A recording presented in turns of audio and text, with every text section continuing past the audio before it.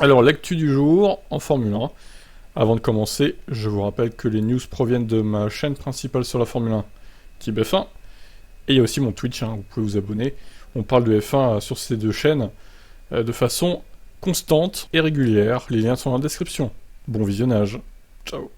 Ferrari fait face à un trou de 55 millions de dollars après la perte de ses sponsors. Alors, ils ne sont pas tous partis, les sponsors. Il y a certains sponsors qui sont partis apparemment. Velas, la marque blockchain a été retirée de la liste des partenaires Ferrari, tout comme le logo de la société de semi-conducteurs Snapdragon. Tous deux ont été classés comme sponsors premium de la Scuderia. Ferrari a annoncé un accord à long terme avec la société de cryptographie Velas fin 2021, avec donc la marque apparaissant sur les voitures. Cependant, une source proche des deux sociétés a indiqué que Ferrari n'avait pas respecté les clauses permettant à Velas de créer des images NFT, alors que ce dernier serait en situation de manquement financier. Selon la source, une action en justice est envisagée. Oh putain. Bon après voilà, il y a eu les crypto-monnaies effectivement qui se sont effondrées. FTX notamment partenaire de Mercedes. Donc concernant Snapdragon, une autre source a indiqué que la scission est mutuelle avec une déclaration commune attendue en temps voulu. Le PDG de Ferrari, Benedetto Vigna, a rejoint l'entreprise en juillet 2021 en provenance de son concurrent STMicro, mais il n'est pas clair si les deux sont liés. Snapdragon est susceptible de passer à une autre équipe de F1, revenant potentiellement à Mercedes, après que la société mère de semi-conducteurs Qualcomm et Mercedes ait récemment annoncé une co-entreprise majeure dans le domaine électronique. La perte de Velas et Snapdragon signifie que Ferrari doit combler un trou important dans son portefeuille, suggérant que Velas c'était 30 millions et Snapdragon rapportait 25 en termes de trésorerie et de support technique. Ensemble, les deux marques ont contribué à environ un quart des revenus commerciaux de la Scuderia. Ferrari présentera sa voiture le jour de la Saint-Valentin. Ok, d'accord, ça on sait. Bon, il va falloir trouver d'autres sponsors pour compenser ces pertes, sachant que Velas, il était plus important que Snapdragon, hein.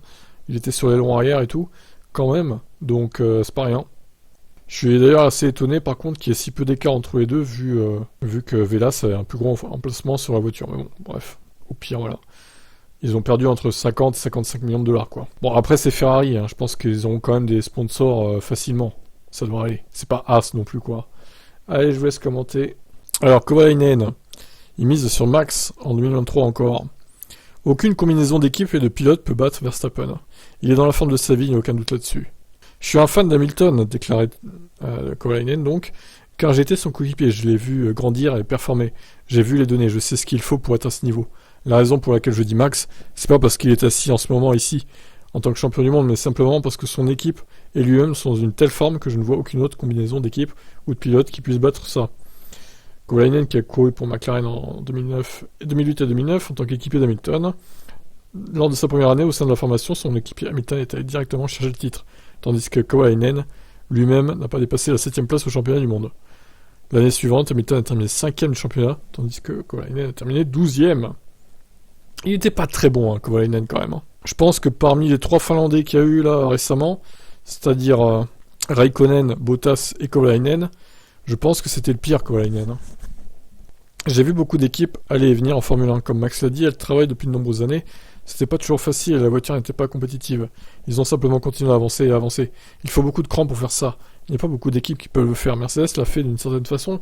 Ils ont commencé en tant que marque différente et ils se sont développés. Mais il n'y a pas beaucoup d'équipes qui peuvent faire ça. Mettre l'argent et les efforts et les gens, engager les meilleures personnes pour réussir, ça prend des années. C'est impressionnant de la part de Red Bull. Bon, voilà. Donc ils misent sur Max, visiblement pour 2023, un 3ème titre consécutif. Allez, je vous laisse commenter ça.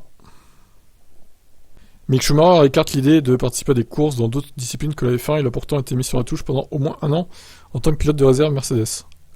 Je suis sûr que je ne vais pas conduire quoi que ce soit d'autre à partir de maintenant, a déclaré Schumacher. Je suis tout simplement pas intéressé par ça. Si vous avez le goût de ce qu'il y a de mieux, vous n'allez pas vous contenter d'autre chose et donc définitivement je vais rester dans le paddock. Ouais, bon, c'est pas plus mal. Je suis sûr à 99% que je viendrai à chaque course, et oui, je serai présent, et je me positionnerai à un endroit où je l'espère je serai de retour sur la grille en 2024. A conclu celui qui épaulera Russell et Lewis Hamilton. Donc pas de Formule 1, pas d'endurance, pas d'IndyCar pour Mick Schumacher, pas de DTM aussi, il aurait pu aller en DTM éventuellement chez Mercedes. Mais donc il va se concentrer, il va suivre tous les pilotes, tous les titulaires, comme s'il était titulaire lui-même en fait, mais il va pas faire d'autres championnats à côté. Bon, c'est pas plus mal, hein, remarque. Il pourra se concentrer à fond sur le simulateur, etc. Tenter de régler la voiture. C'est bien, je pense que c'est une bonne idée. Donc voilà, je vous laisse commenter ça. Audi vise la signature d'un pilote expérimenté d'ici fin 2023. Bottas appréciera du coup. Parce que lui, on peut le considérer comme un pilote expérimenté pour le coup. Donc bon, ça va dégager Valtteri bientôt peut-être. Ou alors peut-être Zhou va dégager. Il peut sembler que nos débuts soient lointains, mais nous voulons avoir un pilote de développement d'ici fin 2023. Il est très important d'avoir quelqu'un qui a de l'expérience pour développer notre nouveau moteur dans les simulateurs que nous avons à Nürburgring. Alors, est-ce que ce pilote d'expérience qui ferait du simulateur, pour l'instant, il virerait pas Bottas ni Zhou d'ailleurs, à court terme, hein. Est-ce que à long terme, quand vraiment Audi arrivera, il prendra la place d'un des deux? Bon, à voir. Bien que Mick soit constamment associé à la marque allemande, Baker a déclaré à propos du pilote de réserve Mercedes, bien que tout le monde l'associe à nous, il a choisi d'aller chez Mercedes. C'est quelque chose que nous comprenons, car son objectif est de revenir sur la grille de la Formule 1 aussi vite que possible. À propos de la campagne de recrutement pour développer sa première unité de puissance en F1, Baker a ajouté « Nous recherchons des experts dans ce domaine, ayant une expérience préalable en Formule 1. C'est la première fois depuis 2009 qu'un moteur de Formule 1 est développé en Allemagne, et donc si nous voulons du personnel spécialisé, nous devons chercher en Angleterre, en France ou en Italie. » Ah bah, Binotto. Binotto est là, les gars. Binotto est dispo. Binotto, ingénieur moteur, c'est parti pour Audi. Allez, ça se trouve, ça va se faire en vrai. Bon, allez, je vous laisse commenter. Et le pilote, alors, vous pensez qu'ils vont prendre qui? Allez, ciao. Max se dit étonné par ses nombreux accrochages avec Lewis Hamilton. Je dois faire attention à ce que je dis ici. Mais avec tous ceux contre qui je me suis battu, ça a été des batailles vraiment dures et agressives. Et nous ne sommes jamais vraiment entendus. D'une certaine façon, avec Lewis, c'est une histoire différente. Et honnêtement, je ne comprends pas. Bah, elle comprend pas, voilà. Ça vient de toi et ça vient de lui, donc c'est vous les fautifs, hein, les gars. Vous pouvez pas vous piffrer, et puis voilà, quoi. Comme cette année, ok, nous n'avons pas vraiment eu beaucoup de batailles, mais au Brésil, nous nous sommes retrouvés ensemble. C'était pas mon intention de nous heurter, j'étais blâmé pour ça, ce que j'ai pas trouvé juste. Si ça avait été plus un incident de course, j'aurais pu vivre avec. Mais je ne comprends pas, peut-être que c'est juste une question de génération, qu'on se comprend mieux avec Leclerc ou les autres, que nous sommes plus gentils les uns envers les autres, je comprends pas. Franchement, c'est pas une question d'âge, hein. Je pense que ça n'a rien à voir avec l'âge. Hein. C'est pas parce que le mec est plus âgé que lui qu'il va pas respecter sur la piste. Au contraire, je dirais qu'il faudrait même respecter les pilotes qui sont là depuis longtemps, plus que les jeunes pilotes. Pour moi, l'inverse serait plus logique que ce qui se passe actuellement. Mais bon, après, voilà. J'ai pas l'impression de faire quelque chose de différent avec Lewis ou avec les autres pilotes en termes de course. Parce que la veille avec Russell, il s'est battu avec lui au sprint, ça a été très amusant. J'ai essayé de faire la même chose dans la course principale, en ayant ce genre de bataille. Mais malheureusement, on n'a pas réussi à le faire. Verstappen a critiqué le parti pris perçu envers Hamilton dans les médias et sur les réseaux sociaux. Le néerlandais suggère à nouveau que sa prudence dans les réponses est due aux différences nationales. En Angleterre, ce commentaire peut très rapidement être reçu comme une critique, et je suis alors interpellé à ce sujet. Je respecte toujours beaucoup Lewis pour ce qu'il a accompli dans le sport, mais c'est pourquoi je ne comprends pas vraiment pourquoi nous ne pouvons pas vraiment courir comme je l'ai fait avec les autres. Bien sûr, chacun est différent. Dans son approche, je sais que Charles est un peu différent de George, ou de Carlos, ou de Checo, ou de qui que ce soit. Je dois être un peu plus prudent avec ça, parce qu'immédiatement, c'est pris comme une critique. Et puis les gens commencent à vous détester, ce qui n'est pas mon intention. Ok, d'accord, bon, en gros, il comprend pas, quoi. Alors, est-ce que vous avez, vous, une explication pour aider Max à comprendre? Parce que quand même, là, il est dans l'interrogation, Max. Il ne comprend pas pourquoi ça se passe toujours mal avec Lewis. Dites-moi en commentaire ce que vous en pensez, vous. Alors, avis aux amateurs de sim racing, évidemment, Verstappen va participer aux 24 heures du Mans virtuel.